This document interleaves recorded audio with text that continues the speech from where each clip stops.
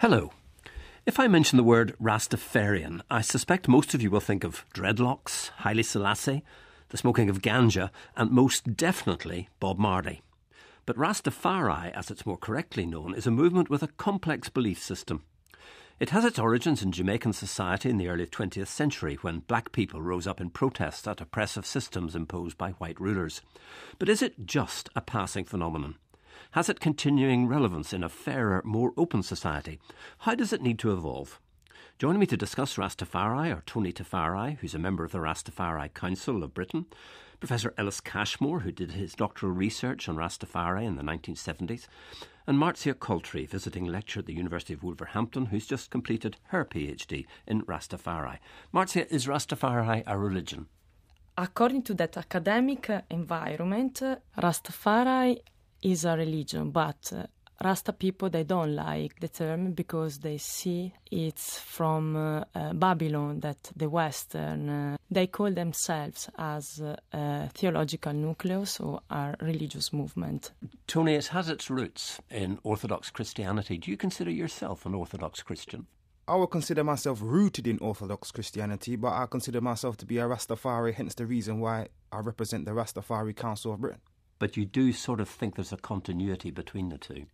There's definitely a connection between the Ethiopian Orthodox Church and the Rastafari movement, particularly because Haile Selassie, as the head of the Ethiopian state, was the head of the Ethiopian Orthodox Church. Ellis, let me put it to you that in its origins, Rastafari was a protest movement against the oppression of black people. I think it still is a protest movement. I don't think it's a kind of protest movement where you're going to find Rastas rioting in the streets or occupying buildings or turning over cars or anything like that. But the fundamental insight that really started Rastafari was that there is something wrong with the system and we need to right it. I think I take from that Rastafari is a new religious movement that has its roots in Orthodox Christianity, but has also found expression in a protest movement in the 70s. Just as a matter of interest, Tony, how many Rastafari are there worldwide? Well, according to statistics, they say there's 1 million Rastafari worldwide, but as many people know that the Rastafari community aren't particularly interested in putting on forms what their faith is about. So I would estimate that there's probably about 5 million Rastafari in the world today. And are they on the increase? Yes, Rastafari is a growing phenomenon. Can we look a little bit at the history of Rastafari? Because Haile Selassie is the central figure, Marcia. Yes. He's the thing that Rastafari have diverse beliefs, but Haile Selassie is a constant. So what do Rastafari believe about Haile Selassie? They believe that he's a Jesus Christ, the second Jesus Christ. And they believe that Haile Selassie is a god, is a liberator of African people, is defined as power of Trinity. That is a very biblical term that is important for us, the community. So, Tony, you believe Haile Selassie is, I think, both God and man? Rastafari would say that they believe that Haile Selassie is the first power of the Trinity. And Haile Selassie, the name means power of the Trinity, and then you have the first. So what we would argue is that through the coming of Jesus Christus, humanity has now been given the opportunity that they can also become divine through participation. And we will see the aim of life is to acquire union with God through participation in divine works. So this comes from the Eastern Orthodox Christian values, which is there's an idea about theosis. And theosis basically means that anybody can become divine. And we believe that Haile Selassie is one who has been able to achieve this theosis, this divinity. Can you be a Rastafari if you do not believe that Haile Selassie is the God-man? No, you can't. There was a predecessor, Ellis, a sort of John the Baptist figure called Marcus Garvey. Tell me a little bit about him. Garvey was a Jamaican-born guy who, in the first couple of decades of the 20th century, came to the conclusion that black people were living in a situation from which there was no escape. That is, that they had been, or rather their predecessors, had been transported from Africa to the Caribbean and to the Americas to live in a virtual captivity, even after the end of slavery. He felt that they lived in an existence that he described as a slavery of the mind. And the only way they could free themselves from this bondage was physically to escape back to Africa. He was a very practically minded guy, an idealist, but practically minded in the sense that he didn't think that there would be any kind of an apocalypse in which they would be transported back to Africa. So he said, we've got to start saving money, become entrepreneurial. He began his own steamship line. The Black Star Line. Exactly. And encouraged black people, not simply in the Caribbean, but in the USA, to start organising and prepare for a departure to Africa. And he prophesied, I think, that there was going to be a black king who would be crowned in Africa. Well, it isn't documented, but certainly word of mouth suggests that at one point during his career, in one of his speeches, I've read every speech, I've read the transcripts and I can't find it, but he's alleged to have said, "Look to Africa when a black king shall be crowned, for the day of deliverance is near." And that was interpreted by at least a small group of people in Jamaica in the 1930s as a prophecy. So we have a sort of scenario, Marcia, where we've got Marcus Garvey, who has created expectation that a black king would be crowned in Africa. Yeah. And then we have Haile Selassie arrives, who is the black king and is indeed crowned in Africa. And then we have somebody called Leonard Howell, who preaches that actually Haile Selassie is divine. Did Haile Selassie intend to set up a new religion? No, Haile Selassie was a member of Ethiopian Orthodox Church, but he was very compassionate with the Rasta community, especially for African Caribbean peoples, and gave them a piece of land in Ethiopia, where they could establish their own communities. Tony, do you think that Haile Selassie ever acknowledged that he was himself a God-man, or that he was indeed a Rastafari? Well, Haile Selassie went through many pains to let the whole world know that he had arrived. The coronation in 1930 was put back by 7 months in order for Haile Selassie to invite all of the various leaders and heads of state around the world to gather to see that he was crowned. It was a very splendid affair. Exactly. And Haile Selassie was very, very well aware of biblical prophecies, because he was the head of the church and so on, who was a devout reader of the Bible. He made sure, and he put himself into situations where he would be able to spread his message on a global scale. Haile Selassie never ever said that you should create a new a religion called Rastafari, but he did say that what we seek is a new and different way of life. So I would say that Haile Selassie hasn't started a religion any more so than Jesus has asked people that follow Christianity to start a religion. Like, religions are normally they come about via the people that decide to follow the figure. And Rastafari believe that Haile Selassie was descended from the kings of Israel, and that there's evidence for this lineage in a holy book, the Kebra Nagast. Tell me about that. The Kebra Nagast is a holy text for Rasta people and Ethiopian Christians as well. It tells the story of the meeting between them, Solomon, the king of Israel, and the Queen of Sheba, and describe the lineage of Solomonic dynasty. And all the Ethiopian kings trace back their own lineage to Solomon. Haile Selassie went into exile in 1930, and he returned 12 years later, and he ruled over Ethiopia for 32 years. And then in 1974 there was a military coup, and he was put in jail where he died. Or did he, Marcia? According to historical fact, yes, physically died, but from that spiritual point of view, that is the levity of Rasta, is still alive. And there is a major dispute about where he is buried. Tell me about that, Tony. Where do you think Haile Selassie is buried, or is he buried? I mean, Rastafari say that we always like to deal with knowing things. So we don't know that Haile Selassie has passed on. We don't know if Haile Selassie has died, and we don't know if he has been buried or where he has been buried. So there's a mystery about people it. think that we're trying to create some kind of a religious myth, but this is just basically the facts. Ellis? Well, you're asking a non-Rasta, of course, so I can only answer that Rastas that I know take a number of different interpretations. Some say it's a fundamental error to regard Haile Selassie as just a human being who had a corporeal body that died and he went to heaven and the rest of it. He is in all of us. This is, the meaning of I and I. God resides in all of us, and that can't be extinguished. Others say that he didn't die after all, that this is the propaganda of the West. This is Babylon at work, What's the evidence? lies. What's the hard evidence? Well, the hard evidence says that there was a body that that simply, a human form died. And where is he buried? I don't know.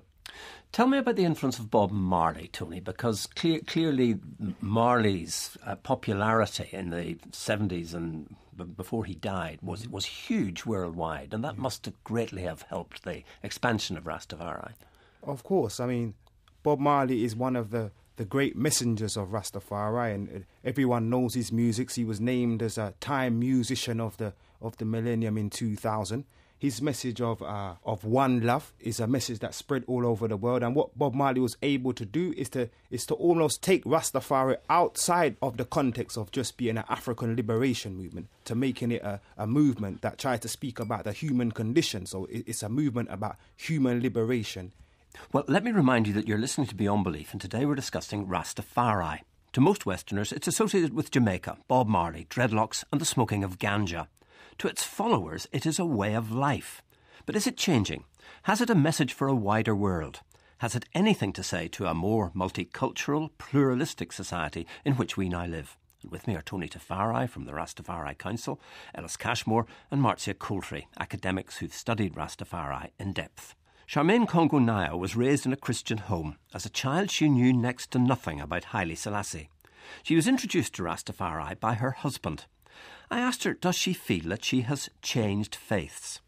No, I don't. I don't feel like I've moved from one faith to another. I feel like life has shown me reality. Rastafari is not a faith, like how other religions declare themselves as religions. We as Rasta declare that we live a certain way. Rastafari is a certain liberty. I've always been a person who needs to live clean, follow the laws of life, basically. One of the original tenets of Rastas were that they were living in captivity, that they were oppressed. Do you feel that you're living in captivity? Oh, most certainly not. I'm definitely not captive being a Rasta. However, in society today, it is very difficult to be a Rasta freely. Why is that? Well, because we're not recognised. How we live and what we stand for has not been recognised. It's very important to you, obviously, to bring up your children as Rastas. Yes, of course. I mean, why would I do any different? Do you worry that they might find it difficult to be Rastas growing up in British society? No, I'm here to make that not difficult for them. You bring up your children how you are, naturally. Obviously, they will come across the same difficulties that I do, but hopefully as time goes by it should be easier for them. But change has to come before that happens. Can white people be Rastas? Well, what I want for myself and my family is to follow the example of one of my own. Your role model should not be... It should be someone of your likeness. If a white person wants to hail His Majesty, I don't think anybody will object to that. Do you think that's difficult? Boy, I don't know. I don't know any white Rasta. A white person declaring themselves as a Rasta, I can't see any black person telling them you can't do this, you can't do that. Especially as we are black people who are told that by people of the society that we live in. We recognise that is a problem, that people are downtrodden and told that who they are, they can't be. We don't do that. We don't preach that. We're peaceful people. Do you think that women have an equal place with men in Rasta society? Of course, man and woman is equal, yeah. We're put here together to work together. But some critics say that women in Rasta society are expected to stay at home and look after the children and mind the house. Some people would say it restricts your opportunities. Oh no, my opportunities are not restricted at all. If I'm a woman who has given birth, like I said, 6 times, my responsibility is to take care of the children that I've brought here. If that means that I'm at home, I don't see what a problem is with that. At the end of the day, children are born into this world of a mother and of a father, and both people are obliged to take care of the children, the family, their community. So there's no sexism within the Rasta movement? No, of course not. That was Charmaine Kongonyaya. And Tony, if we can go back to when Rastafari first started, there were terms used, terms like Babylon, which was the place of exile. It was very often it came to mean the West. It came to mean oppressive society. And there was Zion, which came to mean maybe Ethiopia or maybe all of Africa. Are those terms relevant anymore? Yep, the terms Babylon and Zion are still used within the Rastafari community. Maybe they might have different meanings now in a different context. Like you said, maybe before we would have been seeing Babylon as those colonized places in the Caribbean or in the West or America. And I think that now we'd probably see Babylon as a state of mind. So the term Babylon comes from the word Babel, which means to confuse. So Babylon would be considered to be a state of confusion. Well, and the whole world is basically in this state of confusion at the moment. Well, Ellis, the reason I asked Tony that question is because it seems to me that Rastafari had an enormous appeal in Britain, for instance, in the 1980s. I think of the riots that took place in various parts of London when you saw black youths on the street, very often adopting that terminology. And when I was talking to Charmaine, I was trying to tease out of her whether she felt that sense of being in captivity anymore and whether those terms have any relevance at all today. It's a tough question.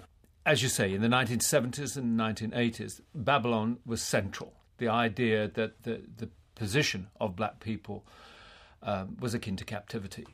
Post-imperial capitalist powers had effectively removed the chains from black people after the end of slavery, but they replaced these with a set of mental chains. And as a sociologist working in the 1970s and 80s, it wasn't that different from, what a great many theorists of race and ethnic relations were saying. It was just that they were using different terms. And Babylon, of course, was a very far-in, emotive term. But is it relevant today? Has it any meaning? It's not a term that we hear a lot today. But then again, we don't see as many Rastas around today as we saw in the 1970s and 80s when, as you said, black kids were rioting in the streets where they really did feel that they had an axe to grind. And so Babylon did have a great deal of relevance, not simply in an abstract sense, but in a personal, everyday sense. Tony? The term Babylon is still used in reggae music all of the time. And reggae music and the whole Rasta phenomenon continues to be plays a dominant role in youth culture. It's still an off-the-shelf identity that people adopt. I think that the term Babylon is just as relevant. It's just that we are trying to, I suppose, reassess the term now for a different world and a different situation. When people talk about Rastafari, we have to understand that there's a particular person that the Rastafarian movement is following, and the person is Haile Selassie.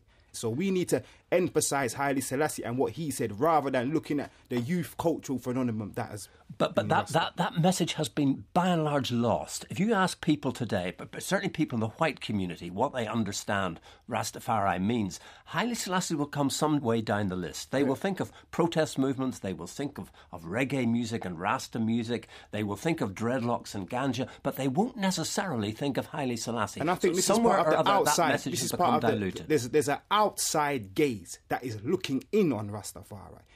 But people have to understand that the message of Haile Selassie is a very potent message. I would have to say that I thought it very significant in the interview with Charmaine, where I asked her, was it possible for a white person to be a Rastafari? There was a long pause. Marcia, what do you think? Yeah. Is it possible for a white person to be a Rastafari? Yes. There is a Rasta community in Italy, and most of them are white people. And I believe that all people are from Ethiopian tradition. So all human race is from Ethiopia. That is the main belief. And so there is no distinction between white and black people.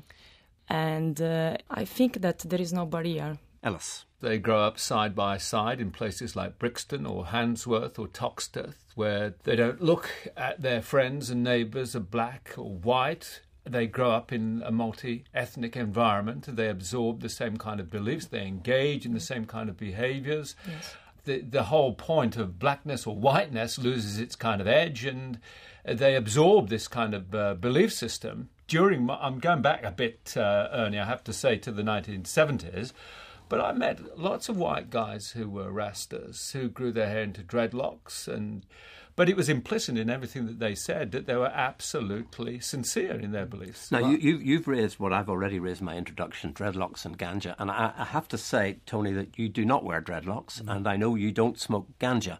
But I would like you just very briefly to explain why those two things have assumed such an importance in the cultural life of Rastafari. With locks, we kind of got part of the idea of growing locks from the Bible, with the Nazarite vow. And basically it said that one who was consecrated unto the Lord would not eat fruits from the vine, such as grapes, and they would not cut their beard, and they would not cut their hair. Samson being the most obvious yes. figure. And with marijuana, in the Bible, in Revelations, it speaks about all the people's humanity gathering around the tree of life.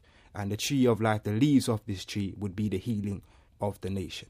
Marijuana was obviously being grown in Jamaica, and it's been well known as something that has been used by people over the years in different forms of spirituality, particularly the sadhus, the dreadlock people in India. So we adopted that. Rastafari is basically, as far as we're concerned, a culmination of humanity's spiritual heritage. So we are basically bringing all of these different elements together to create a new human culture. But one thing I would like to say, that the question that you asked, could a white person be a Rastafari? We would consider that to be Babylonian thinking, because we would say that you're using a type of language that is trying to pigeonhole humanities or to work to separate humanity into various different categories. But Haile Selassie has taught us that all human beings are precisely the same. So when someone becomes a Rastafari, they are no longer black or white. They are a Rastafari. Tony, I'm hearing what you're saying, and I can understand this, but the point was that the movement took root in Britain from a recognition that Babylon was an apparatus, a system that was operated by whites in the interests of whites and against the interests of black people. But the aim was not to keep us in that, saying, but the origins of the movement, the deep origins of the movement, arise from that recognition.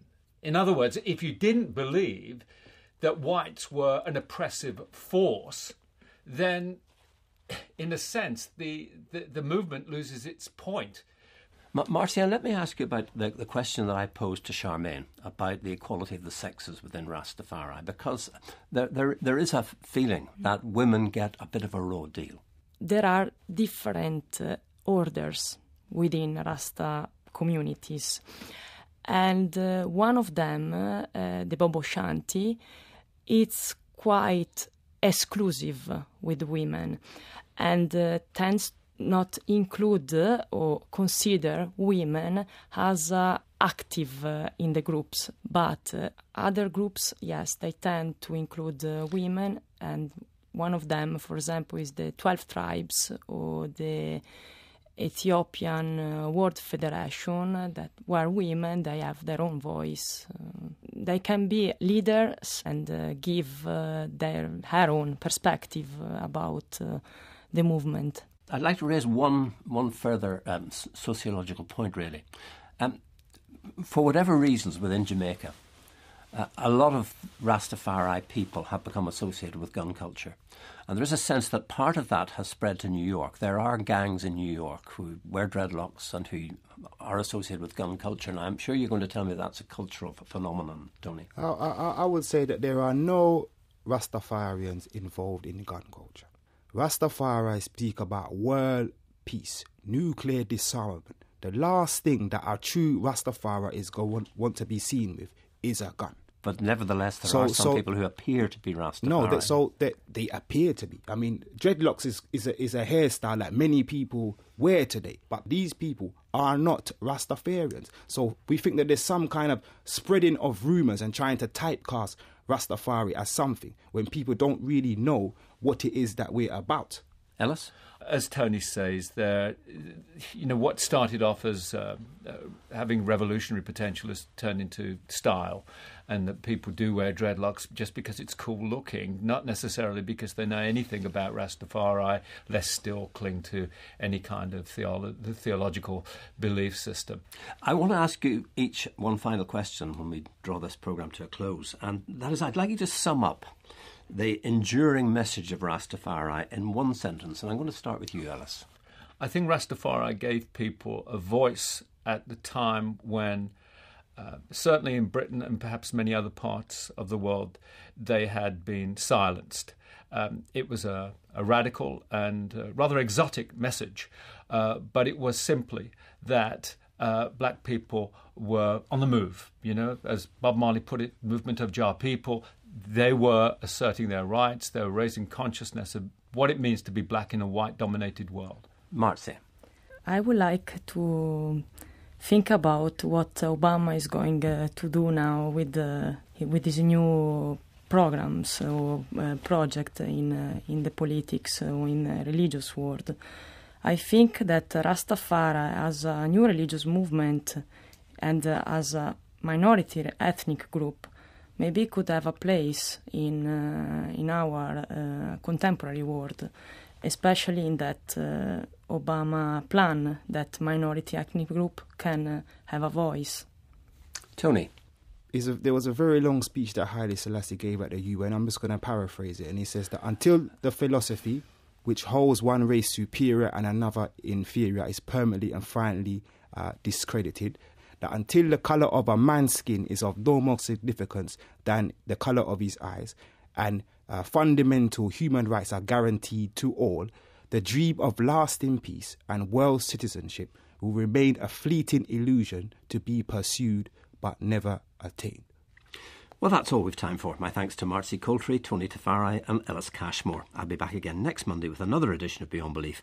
I hope you'll join me.